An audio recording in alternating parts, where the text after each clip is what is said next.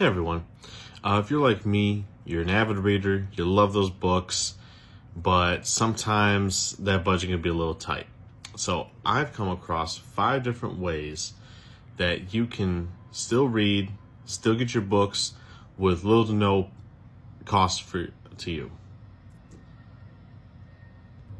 Okay, so the first method is the library. That's probably the most obvious one. All you need is a library card. They are little to no cost to you.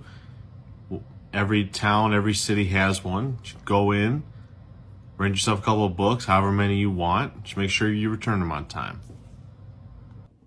Now, libraries are great, but if you're like me, you hate to rent books. You know, there's something just about owning a book, especially one that you love. So that brings us to number 2, and that would be bookstores. Now, I'm not talking about Barnes & Noble.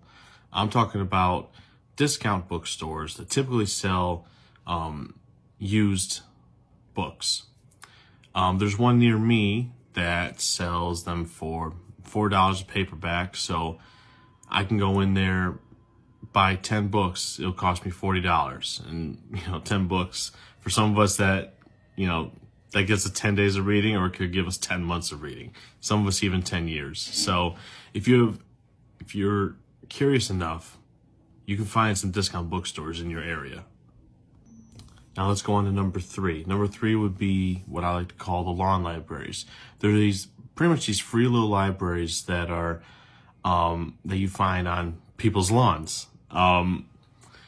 Typically they have a shelf or two of books that are donated by the owners of the property that the little library is built on, or by random strangers that come in and do a little exchange. They'll open it up, take a book they like, and they'll usually put a book or two that they read in there. So when you're out and about walking around in your neighborhood, you may come across a couple of these. All right, now let's move on to number 4, and this is where we get creative. That is connecting with authors. Now, there's a lot of authors out there that are looking for beta readers. These are people that will read a book that has not yet finished going through the editorial and the publishing stages.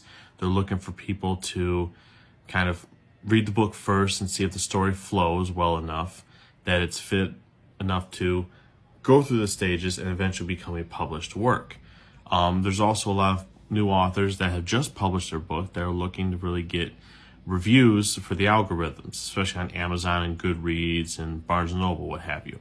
So especially if you have a high social media following, either on Facebook, Instagram, Twitter, TikTok, it would be beneficial for you to look for these smaller authors, local authors, and offer to promote their work, read their work, review it on your social media. And a lot of times they will accept that, and they'll email you or even send you a physical copy, usually free of charge. Last but not least, number 5, ebook subscription services. Now these work like Netflix. I know we've all heard of Netflix, where you pay a monthly subscription and you have a library of videos to watch. These ebook services work the same way. A couple of the more popular ones are Scribd, Kindle Unlimited, where you pay 10, 12, maybe $15 a month, and it opens you up to this large collection of books that you can download to your Kindle or to your little Nook, whatever that you have, that you can read at any time.